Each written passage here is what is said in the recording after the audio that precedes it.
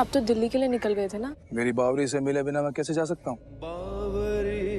मुझे लगा कि मेरे जाने तो पहले तू मुझे मिलने आवेगी, पर तू तो रस्ते में व्यस्त थी, इसलिए मैंने बच्चों के साथ जो आइसक्रीम का बहाना बना के तन्ने यहाँ बुला लिया। ठीक किया ना? बिल्कुल ठीक किया। इसी बहाने बच्चों को भी आइसक्रीम मिल गई और तन्ने के मिला? हमें आप मिल गए। और क्या चाहिए हमें? अगर आप हमसे बिना मिले दिल्ली चले जाते ना तो सच में हमें बहुत बुरा लगता। थैंक यू मुखी जी। अब आप जाइए, आप लेट हो रहे हैं। और हाँ, वापस जल्दी लौट कर आ जाना। यूं गया और यूं आया। अपना और बाकी सबका ख्याल रखना बावरी। पापा थैंक यू सो मच। अब तुम दोनों आइसक्रीम के मजे लो, शाम को मिलता हूँ, ठीक है? पापा बाय बाय बाय पापा बाय पापा बाय बाय।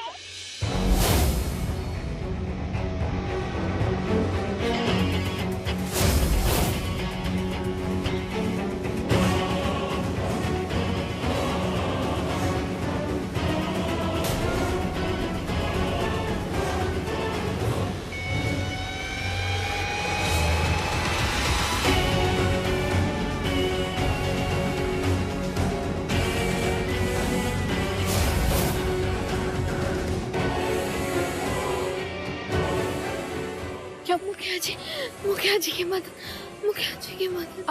एक मिनट आराम से। काका एक मिनट जल्दी आइए, इन्हें अंदर लेके चलिए। जल्दी आइए जल्दी।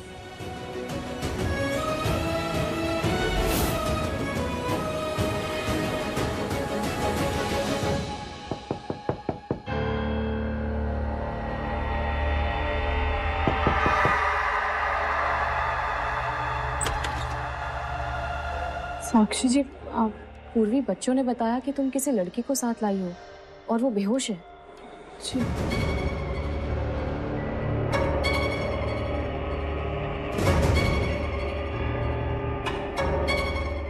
राधिका? ये तो राधिका है। राधिका? आप जानती है इन्हें? हाँ, कल जो हमारी दोस्त आरती आई थी, जिसके पति विकास ने तुम्हारे साथ बदतमीजी की, ये उस आरती की बहन है। पर ये इस हालत में कैसे?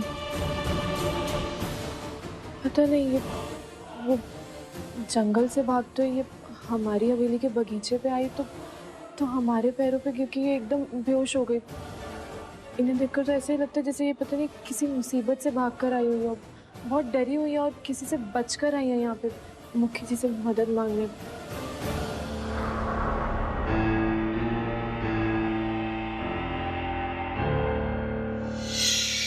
एक मिनट कहाँ जाना है आपको? कहाँ जाना? हवेली में जाना। ये आवाज है? नहीं जाने के लिए अलाउ नहीं। एक मिनट अरे रुकिए, कहाँ जाना है आपको? नहीं अलाउड नहीं है।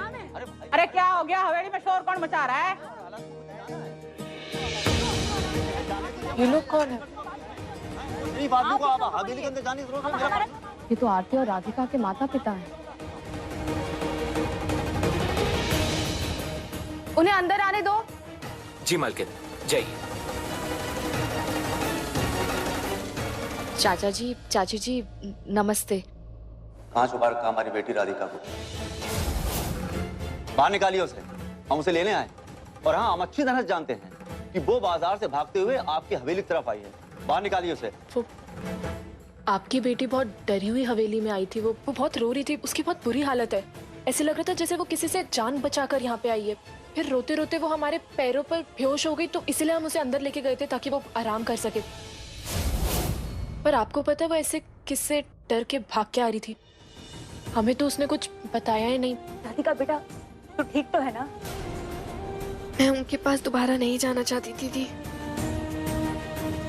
राधिका, तुम्हें डरने की जरूरत नहीं है। अब तो तुम्हारे माता पिता भी आ चुके हैं ना।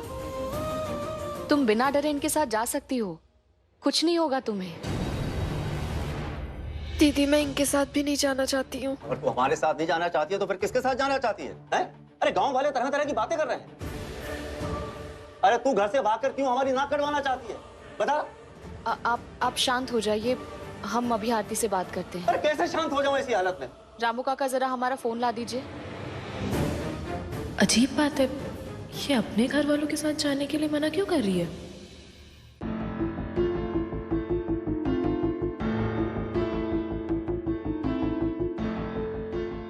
आरती, तुम्हारी बहन राधिका यहाँ भाग कर आई है, बहुत बुरी हालत में है।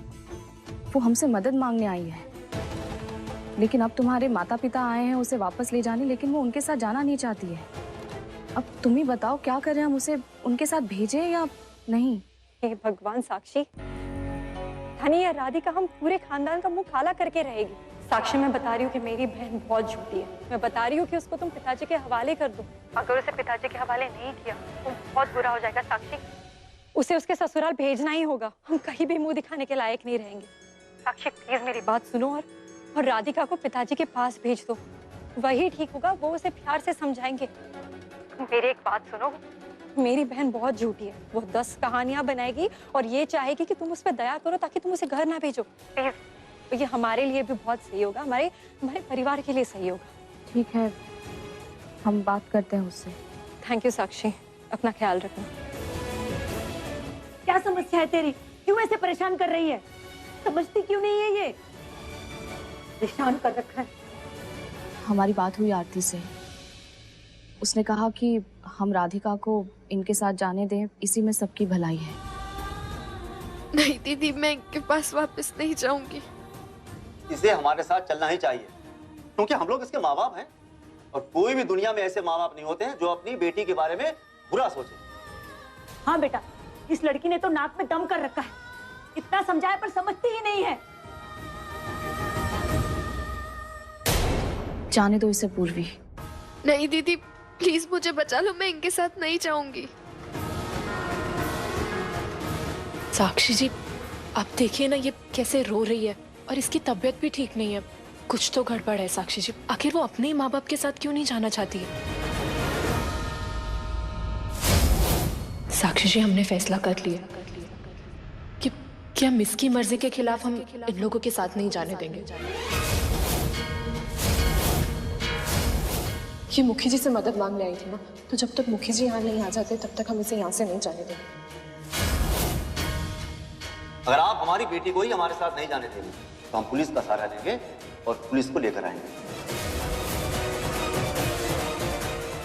देखिए, आपको जो भी करना है आप वो कर लीजिए, लेकिन हम इसको आपके साथ अभी बिल्कुल भी नहीं आने देंगे। तो ठीक है, सुनिए जी, अब आप पुलिस को बुला ही लीजिए, तभी ये मानेंगे। मुझे भी ऐसे लगता है, ये लोग प्यार से समझने वाले नहीं है, पुलिस की ही भाषा समझेंगे। चलिए। रुकिए, पुलिस बुलाने की जरूरत नहीं है। तो फिर?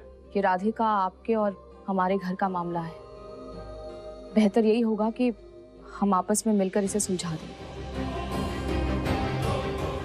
देखिए, अगर राधिका इस समय आपके साथ नहीं जाना चाहती तो इसे यहीं रहने दीजिए। कुछ समय के बाद जब ये थोड़ी ठीक हो जाएगी और इसे सही लगेगा, तब हम खुद इसे आपके पास लेकर आएंगे, और ये वादा है हमारा आपसे। ठीक है, तो याद रखना, जल्द से जल्द हमारी बेटी को हमारे घर छोड़ देना। ज्यादा देरी की तो घर का मामला कोर्ट कचहरी तक चला जाएगा।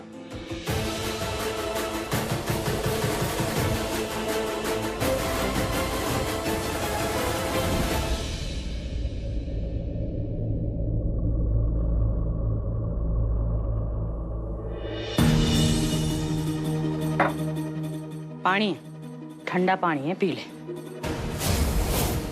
ना बर्फ भी डाली है अलग से मैंने। मोड़ के ने जो बर्ताव किया ना तेरे साथ, उसके बाद तुझे जरूरत है इसकी।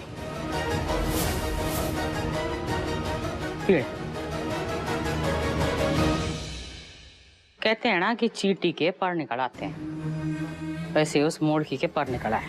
तू तो राधिका को जाने दे रही थी ना अपने माँ बाप के साथ, लेकिन मोड़की ने तेरी बात ना सुनी, उसके ऊपर अपना फैसला रख दिया। अरे मोड़की है, ऐसे कैसे तेरे फैसले के ऊपर अपना फैसला रख सकती है? कोई इज्जत होती है? तू इस घर की मुखियाइन है, तेरा कोई औहदा है, तेरी कोई इज्जत है? लेकिन ना, उसे अपनी बात पूरी करनी थी। राधिका और उसके माँ बाप क्या सोचते होंगे? वो तो यही सोचते होंगे ना कि इस हवेली में मुखियाइन की तो चलती ना, चलती है तो सिर्फ उस मोड़की की।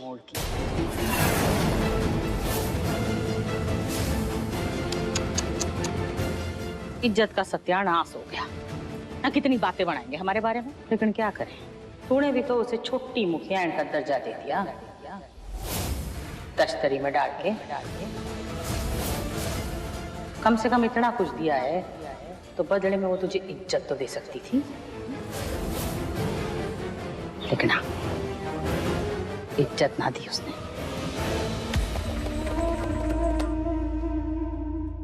अरे वाह, ना अदरक वाली चाय ले आई है ना? ला ला ला पूर्वी, शाबाश। साक्षी जी आपकी चाय। साक्षी जी थैंक यू। ने हमारी मानकर राधिका को उसके घर वालों के साथ नहीं भेजा। हम जानते हैं कि आपको बहुत चिंता है राधिका की, और आप किसी के साथ भी कभी कोई अन्याय नहीं होने दे सकते। साक्षी जी, राधिका ना बहुत डरी हुई है, उसकी बहुत बुरी हालत है। ऐसा लगता है जैसे पता नहीं कोई तो मुसीबत है जिससे वो बचना चाहती है, और किसी से तो अपनी जान बचाकर यहाँ पर आई है। कुछ तो गड़बड़ है साक्षी जी।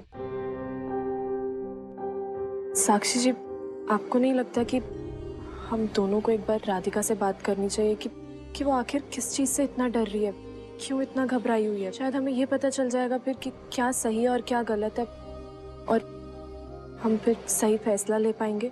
सही कह रही हो तुम।